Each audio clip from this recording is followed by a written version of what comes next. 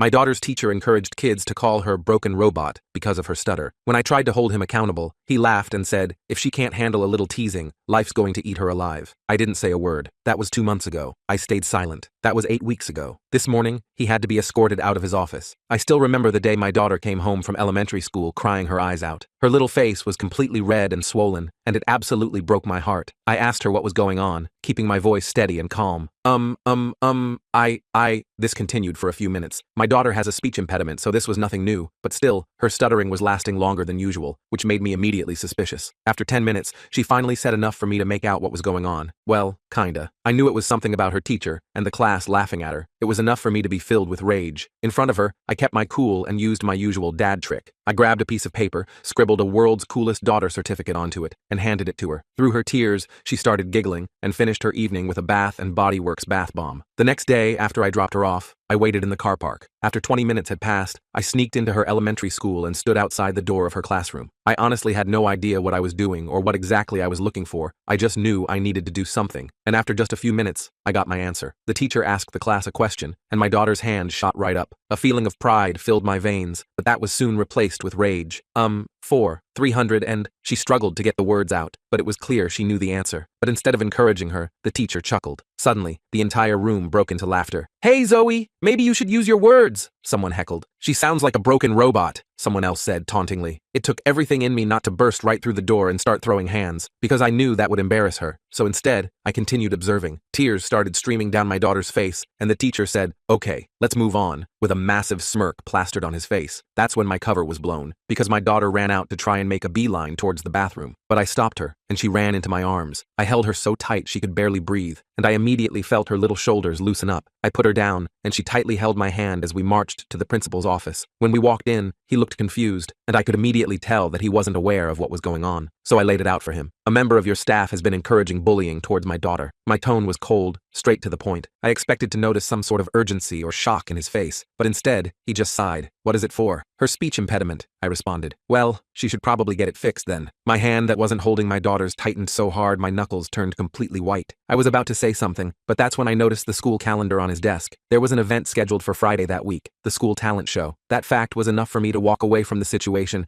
because I began to hatch a plan. You see, I worked as a general at a military base. None of the parents or teachers knew this because it usually garners a lot of attention, something I wanted to avoid. But I was about to shove it down their throats. I let my daughter stay home from school until the day came. Fast forward to Friday. My daughter was due to perform a poem, and she was begging me to let her pull out. "No, sweetie pie, you gotta show them who's boss," I'd tell her. I knew she was going to get bullied, laughed at, made fun of, but I wanted that. In fact, the more they teased her, the happier I'd be. So when she had just finished her first sentence, and someone yelled, "Hey, are you loading or something?" I smiled, because that's when 6 military trucks pulled up outside, and soldiers began to fill the auditorium. Everyone sat there frozen, not knowing if this was organized by someone else. As Zoe locked eyes with me, I told her to continue. She kept stuttering, but this time the room was silent, except for her teacher who couldn't help but burst into laughter. In response, one of my soldiers marched straight towards him and stared him down until he felt too stupid to say anything else. As soon as my daughter finished, they all filed out and left. Everyone's heads turned to look at each other, and the auditorium was flooded with muffled confusion. This was then followed by a slow, controlled round of applause. Some people were even cheering. Meanwhile, the teacher looked like he was about to tear the room apart with anger. This made me even more amused, and a sense of joy filled my stomach. First, I thought the story had ended, but really, it was just beginning, because it turns out that teacher, Mr. Evans, had an ace up his sleeve, one that threatened to ruin me and my daughter's lives forever. People were looking at each other, at the doors, at Zoe, trying to figure out what had just happened. Principal Wilson was on his feet now, looking around wildly. Mr. Evans just sat there, his face a mixture of confusion and embarrassment. Zoe practically ran off the stage and back to me. I wrapped her in a huge hug, lifting her off her feet. "You did it, kiddo. You were amazing." She was beaming. "Did you see their faces? Nobody laughed at me. Nobody will ever laugh at you again," I promised. We stayed for the rest of the show, though I barely paid attention to the other acts. I was too busy watching Mr. Evans, who kept glancing back at us with barely concealed anger. Good. Let him be angry. As long as he never messed with my daughter again, I didn't care. After the show, several parents came up to congratulate Zoe on her poem. A few gave me curious looks, clearly wondering about the military presence, but no one directly asked. Small-town politeness, I guess. As we were leaving, Principal Wilson intercepted us at the door. He had this fake smile plastered on his face. "Mr. Mitchell, could I have a word with you in my office on Monday morning?" "Sure thing," I said cheerfully. looking forward to it. The weekend was great. Zoe was on cloud nine, talking nonstop about how cool it was when all the officers came in and how nobody laughed at her. We celebrated with ice cream and a movie marathon. For the first time in weeks, she seemed excited about going back to school on Monday. I dropped her off Monday morning, then parked and headed to my meeting with Principal Wilson. I wasn't worried. What were they going to do? Complain that I stopped my daughter from being bullied? When I walked into his office, I was surprised to see Mr. Evans sitting there too. He wouldn't meet my eyes. Principal Wilson gestured for me to sit down. Mr. Mitchell, what happened at the talent show on Friday was unprecedented. Was it? I asked innocently. You brought military personnel into a school event without authorization. That's a serious security breach. I shrugged. I didn't see any signs saying no military allowed. They're all tax-paying citizens who wanted to support the arts in our schools. What's the problem? Principal Wilson's face reddened. The problem is that it was clearly an intimidation tactic. Intimidation? I don't know what you mean. I just invited some colleagues to watch my daughter perform. Unlike some people in this room, they know how to behave respectfully when a child is speaking. Mr. Evans finally looked up, his face twisted with anger. This is ridiculous. He threatened me. Not a single person spoke to you, I pointed out. If you felt threatened by someone simply standing near you, maybe that's your conscience talking. Principal Wilson sighed heavily. Mr. Mitchell, we can't have parents bringing in military displays every time they have an issue with the school. And we can't have teachers allowing students to bully a child with a disability, I countered. Which, by the way, is a violation of about a dozen education laws and policies. That shut them up. Principal Wilson cleared his throat uncomfortably. Mr. Evans has assured me he never encouraged any bullying. I saw it with my own eyes. So did 8 United States military officers, all of whom would be happy to provide statements if needed. I'm sure the school board, the local news, and the Americans with Disabilities Act Enforcement Office would find their accounts very interesting. The threat hung in the air. Principal Wilson and Mr. Evans exchanged glances. What exactly do you want, Mr. Mitchell? Principal Wilson finally asked. I want my daughter to be treated with respect. I want Mr. Evans to apologize to her in front of the class. And I want a clear anti-bullying policy that specifically addresses disabilities, including speech impediments, with real consequences for teachers who violate it. Principal Wilson nodded slowly. I think we can arrange that. Mr. Evans started to protest, but Principal Wilson cut him off with a look. I stood up, considering the meeting over. Great. I'll expect that apology today, and I'll be checking in with Zoe to make sure there are no further incidents. I walked out feeling pretty good about myself. I'd stood up for my daughter and made sure those jerks knew they couldn't mess with her anymore. Problem solved, right? Man, was I wrong. The next couple of weeks seemed to go fine. Zoe reported that Mr. Evans had apologized to her in front of everyone, though she said he didn't sound like he meant it. Still, the bullying stopped, and she was back to her happy self, excited about school and her friends. Then one afternoon, I got a call from the base. My commanding officer wanted to see me immediately. That was weird. We just had our regular meeting that morning. When I arrived at his office, Colonel Barnes was sitting behind his desk, looking more serious than usual. He gestured for me to sit down. Mitchell, we need to talk about what happened at your daughter's school. My stomach dropped. Sir, I received a call from the superintendent of schools. Apparently, you used military resources for a personal matter. Sir, I just asked a few friends to attend a school function with me. They were all off duty. Colonel Barnes raised an eyebrow. In uniform? That's not how it was described to me. I shifted uncomfortably. It may have been a bit theatrical, sir, but I was dealing with a situation where my daughter was being bullied because of her disability, and the school administration wasn't taking it seriously. He nodded slowly. I understand the instinct to protect your child, Mitchell, but you know as well as I do that using your position this way is inappropriate. The military isn't your personal enforcement squad. Yes, sir, I said, feeling a mix of embarrassment and defiance. I still didn't think I'd done anything wrong, but I could see how it looked bad. This is a serious violation of military protocol, he continued. However, given your record and the circumstances, I'm going to let it go with a formal reprimand. This time, don't let it happen again. Thank you, sir. It won't. I left his office feeling relieved but also uneasy. I hadn't fully considered that there might be professional consequences for what I'd done, but at least it was over now, or so I thought. The next morning, I dropped Zoe off at school as usual. She seemed fine, excited even, chattering about a science project they were starting that day. I headed to work, put the whole thing out of my mind, and focused on my actual job. Around lunchtime, my phone rang. It was a number I didn't recognize. Hello? Mr. Mitchell? This is Sarah from Westlake Elementary. There's been an incident involving Zoe. We need you to come to the school right away. My heart started racing. Is she hurt? What happened? She's not injured, but it would be better to discuss this in person. How soon can you get here? 20 minutes, I said, already grabbing my keys. I made it in 15, breaking probably a dozen traffic laws on the way. When I rushed into the school office, the secretary directed me to a conference room down the hall. Inside,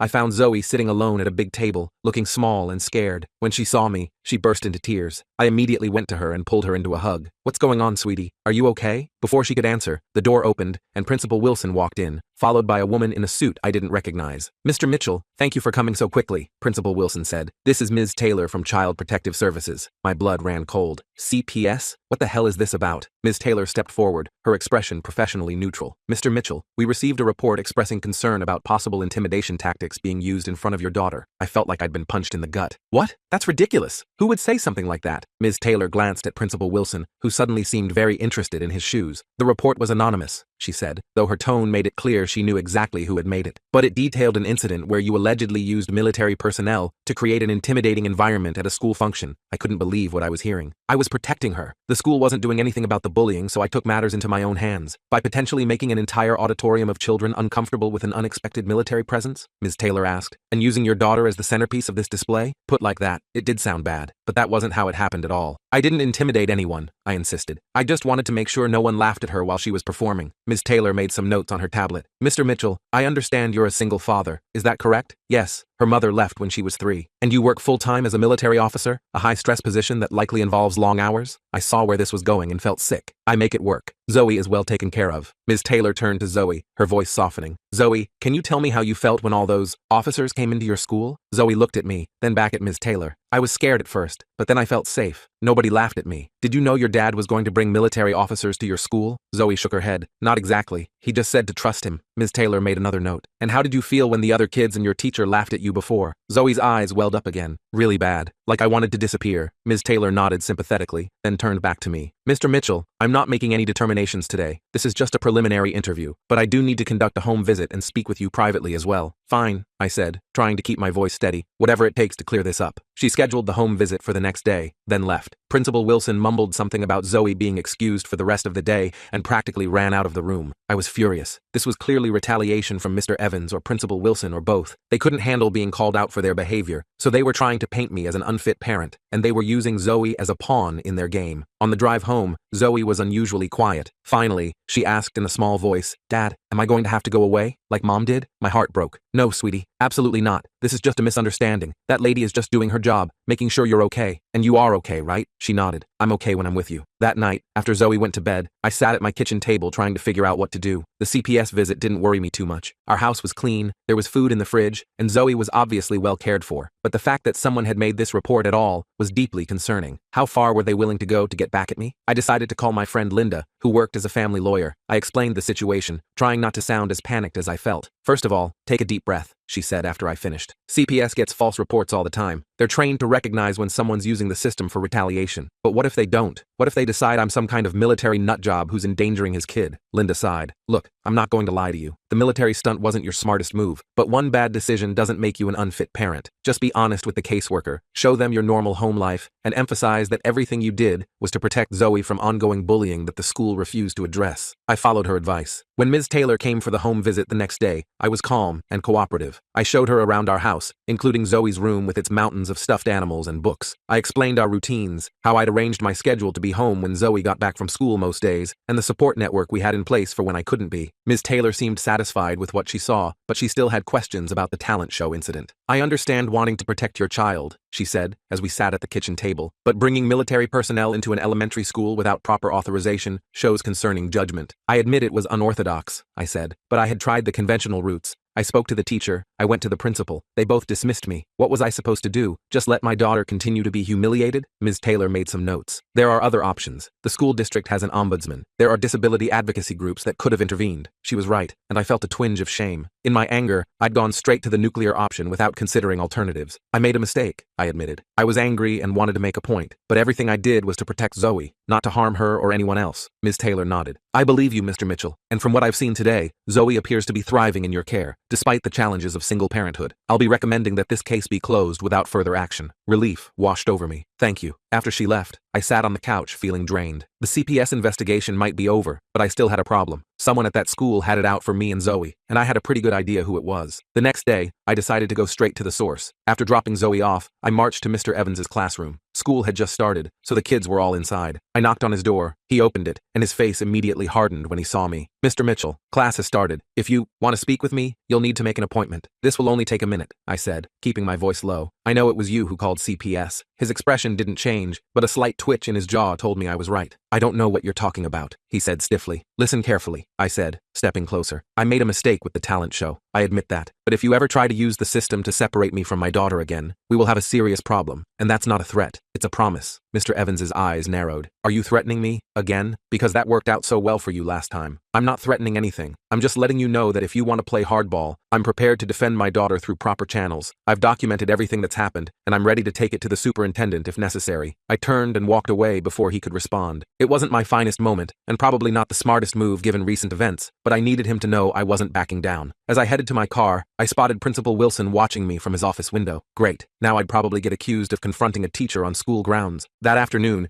when I picked Zoe up from school, she seemed quieter than usual. Something was off. Everything okay, kiddo? I asked as we drove home. She shrugged, looking out the window. I guess, did something happen at school today? She was quiet for so long I thought she wasn't going to answer. Finally, she said, Mr. Evans made me stay in at recess to finish my math work, but I already finished it. He just said it wasn't good enough. My hands tightened on the steering wheel. Did he say anything else to you? She nodded, still not looking at me. He said I should tell you to be careful, or things might get harder for me in class. I nearly drove off the road. This guy was now indirectly pressuring my 9-year-old daughter? This crossed a serious line. Zoe, listen to me, I said, trying to keep my voice calm. Mr. Evans is wrong to say that to you. You didn't do anything wrong and neither did I. I'm going to take care of this, okay? She finally looked at me, her eyes worried. How? Are you going to bring the officers again? No, sweetie. No more officers. I'm going to handle this the right way this time. When we got home, I immediately called Linda again. I explained what had happened, including my confrontation with Mr. Evans and what he'd said to Zoe. That's inappropriate conduct toward a student, Linda said, her lawyer voice kicking in, and using a child to send messages to a parent is completely unprofessional, possibly even grounds for disciplinary action. So what do? Document everything. Have Zoe write down exactly what happened and what was said, then take it straight to the superintendent, not the principal. Wilson's already shown he's not going to help you. I followed her advice. I helped Zoe write down what had happened, being careful not to put words in her mouth. Then I wrote my own account of everything that had happened since that first day I found her crying after school. The next morning, instead of going to work, I drove to the district office. I had to wait almost 2 hours, but finally got in to see Superintendent Reese, a stern-looking woman with salt and pepper hair. I laid out everything: the initial bullying, the school's failure to address it, my admittedly over-the-top response at the talent show, the CPS report, and now Mr. Evans's inappropriate behavior toward Zoe. Superintendent Reese listened without interrupting, occasionally making notes. When I finished, she sat back in her chair and sighed. Mr. Mitchell, I appreciate you bringing this to my attention. What you've described is deeply concerning on multiple levels. So you'll do something about it? I'll need to conduct my own investigation, speak with all parties involved. But yes, if what you've told me is accurate, there will be consequences. Teacher-sanctioned bullying is unacceptable, as is retaliating against a student. I felt a weight lift off my shoulders. Finally, someone was taking this seriously. What about Zoe? I asked. I don't want her in that man's classroom anymore. Superintendent Reese nodded. I think we can arrange a transfer to Ms. Johnson's class. She's excellent with children who have special needs. I left the district office feeling cautiously optimistic. Maybe this nightmare was finally coming to an end. But as I was about to learn, Mr. Evans had one more card to play, and it was going to change everything. The next day, I got a call from Superintendent Reese, asking me to come back to her office. I figured she had updates on the investigation, so I rearranged my schedule at work and headed over. When I walked in, her expression was grim, which immediately set off alarm bells in my head. Mr. Mitchell, please sit down, she said, gesturing to the chair across from her desk. We have a situation. My stomach dropped. What kind of situation? She slid a folder across her desk. Mr. Evans has filed a formal complaint against you. He's claiming you've been harassing him, and that the military display was actually an attempt to intimidate him specifically because of a personal vendetta. I opened the folder and started reading. The more I read, the angrier I got. This guy had completely twisted everything that happened. This is BS, I said, tossing the folder back on her desk. He's the one who's been harassing my daughter. Superintendent Reese held up her hand. I understand you're upset, but there's more. She pulled out another document. He's provided a recording from yesterday morning. You went to his classroom and made what could be interpreted as threats. Damn. I had completely forgotten about school security cameras. I didn't threaten him. I just told him to stop messing with my family. The recording doesn't have audio, but he claims you said, and I quote, "If you want to play hardball, I'm prepared to defend my daughter." That could be construed as a threat. I ran my hand through my hair, frustrated. Okay, I shouldn't have confronted him, but you have to understand, this guy called CPS on me and then intimidated my 9-year-old daughter. I'm taking those allegations very seriously, she assured me. But Mr. Evans has also raised concerns about your judgment. My what? He's suggesting that your military background combined with the stress of single parenthood has made you reactive. He's pointed to the talent show incident as evidence. I couldn't believe what I was hearing. This snake was trying to paint me as some unstable military officer who might snap at any moment. It was such a cheap, stereotypical play that I almost laughed. Almost. So what happens now? I asked, trying to keep my voice steady. The school board will need to review all the evidence. In the meantime, I've approved Zoe's transfer to Ms. Johnson's class, effective immediately. That was something, at least. And Mr. Evans? He'll continue teaching while the investigation proceeds. That's standard protocol. I wanted to argue, but I knew it wouldn't help. Fine. Is there anything else? Just try to keep your distance from Mr. Evans for everyone's sake. I nodded and left, seething. This guy was playing dirty, and somehow I was the one being treated like the problem. On my way out of the building, my phone rang. It was Linda. "How'd it go with the superintendent?" she asked. I filled her in on everything, including Morgan's counter-complaint and the security footage. "That sneaky bastard," Linda said when I finished. "He's trying to flip the script on you, and it's working," I said, getting into my car. "What do I do now?" "You need witnesses," she said immediately. "Other parents, other kids who've seen Morgan bullying students or behaving inappropriately. You can't be the only one who's noticed." She was right. I'd been so focused on protecting Zoe that I hadn't thought about building a broader case against Morgan. How do I find them? It's not like I can just walk up to random parents and ask if their kids are being bullied too. "PTA meeting," Linda said. "There's one tomorrow night. Go, mingle, drop some hints about concerns with certain teaching methods, see who bites." The PTA meeting was being held in the school cafeteria. I felt awkward as hell walking in there. Most of the parents seemed to know each other already, chatting in little groups while setting up folding chairs. I spotted a few dads and gravitated toward them,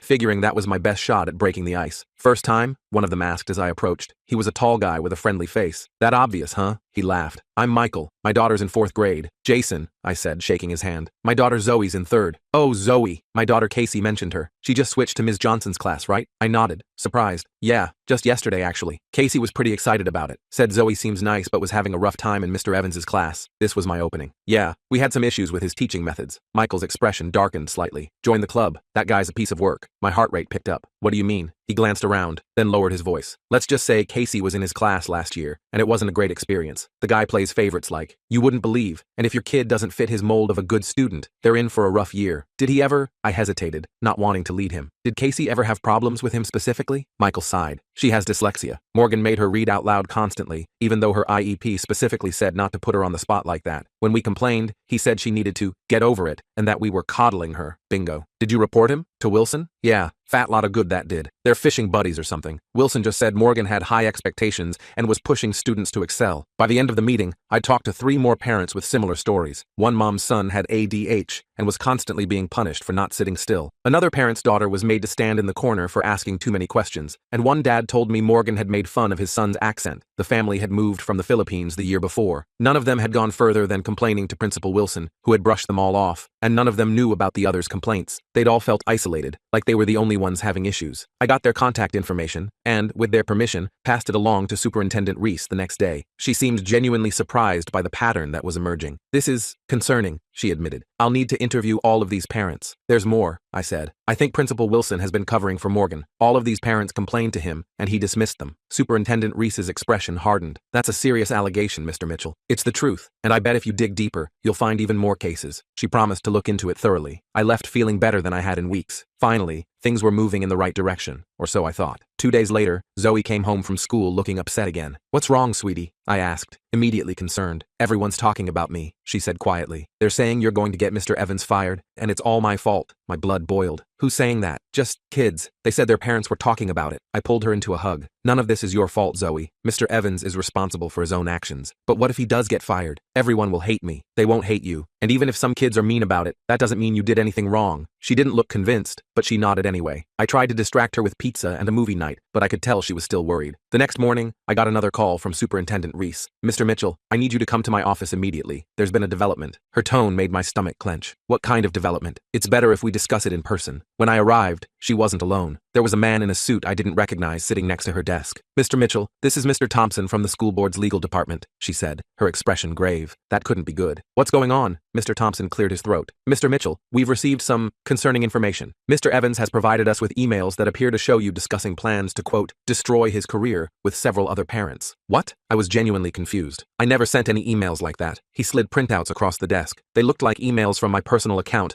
to the parents I'd met at the PTA meeting, discussing ways to take Morgan down and make him pay. There was even one suggesting we plant evidence of misconduct. "These are fake," I said immediately. "I never wrote any of this. They came from your email address," Mr. Thompson pointed out. "Then someone hacked my account or spoofed it or something. I would never write this crap." Superintendent Reese looked troubled. "Mr. Mitchell, if these emails are authentic, they suggest a coordinated campaign to falsely accuse a teacher of misconduct. That would be grounds for legal action against you." "They're not authentic," I insisted. "Look, I just met these parents a few days ago. We exchanged contact info so they could share their experiences with Morgan. That's it. No conspiracy, no plotting." Mr. Thompson made a note. "We'll need to verify the authenticity of these emails with our IT department. In the meantime, we're putting the investigation into Mr. Evans on hold." I left the meeting feeling like I was in some bizarre alternate reality. Morgan was framing me for framing him. It was so ridiculous it would be funny if my daughter's well-being wasn't at stake. I immediately called Linda and explained the situation. "This is getting out of hand," she said. "We need to go on the offensive. If he's willing to forge emails, who knows what else he's capable of? What do you suggest? We need to find out who this guy really is. Something's not right here. Normal teachers don't go to these lengths over a simple complaint." She had a point. Morgan's reaction seemed extreme,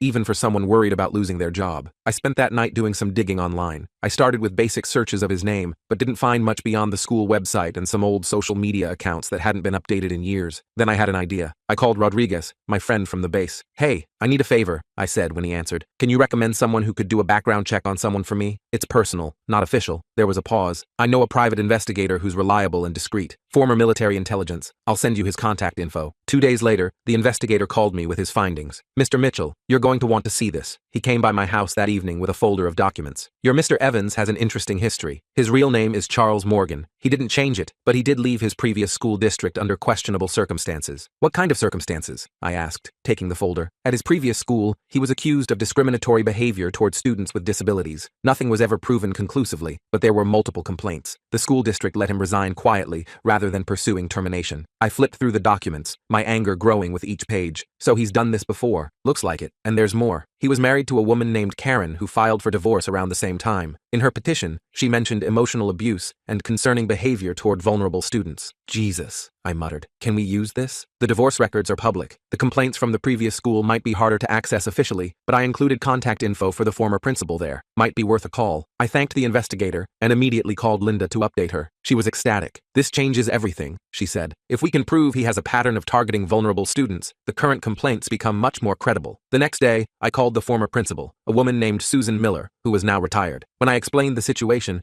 she was initially hesitant to talk. "We had a confidentiality agreement as part of his resignation," she said carefully. "I understand," I replied, "but my daughter has a speech impediment, and Morgan has been encouraging other students to mock her. She's 9 years old." There was a long pause. "That sounds familiar," she finally said. "Look, I can't officially comment on personnel matters, but hypothetically, if a teacher had shown a pattern of targeting students with disabilities, especially speech issues, and if that teacher had been allowed to resign rather than face an investigation, well, that might be something a current school district would want to know about." It wasn't a smoking gun, but it was enough to take back to Superintendent Reese. I compiled everything I had, the documents from the investigator, notes from my conversation with the former principal, and statements from the parents I'd met at the PTA meeting. When I presented it all to her, Superintendent Reese looked genuinely shocked. "This is disturbing," she said, flipping through the file. "If even half of this is accurate, Mr. Evans should never have been hired here. And the emails he claimed I sent? Our IT department already determined they were forgeries. The headers show they were created using a spoofing service." I felt a wave of relief. "So what happens now?" "Mr. Evans will be placed on administrative leave pending a full investigation, and Principal Wilson will have some serious questions to answer about his hiring practices and handling of complaints." 2 weeks later, the school board held a special meeting. Morgan was terminated for unprofessional conduct and falsification of evidence. Principal Wilson was reprimanded and put on probation for failing to properly investigate multiple complaints. When I told Zoe that Mr. Evans wouldn't be her teacher anymore, or anyone's teacher, she seemed relieved, but also worried. "What if the kids still blame me?" she asked. "They won't," I assured her. "The school is going to explain that Mr. Evans did some very wrong things that had nothing to do with you." And surprisingly, that's exactly what happened. The new interim principal, a kind woman named Mrs. Dakota, no relation to my lawyer friend, held an assembly explaining that Mr. Evans had broken important rules and that bullying of any kind wouldn't be tolerated. Zoe thrived in Ms. Johnson's class. Her stutter didn't magically disappear, but she gained confidence in speaking up, knowing she wouldn't be mocked for it. The school implemented a new anti-bullying program that specifically addressed disabilities, and teachers received training on how to handle speech impediments and other learning differences. As for me, I learned a valuable lesson about fighting battles the right way. The military display at the talent show had been satisfying in the moment, but it almost backfired spectacularly. In the end, what worked was gathering evidence, building alliances with other parents, and working through proper channels. A few months later, Zoe came home from school with a certificate, a real one, not one of my makeshift dad creations. It was for Most Improved Public Speaker, from her class presentation on,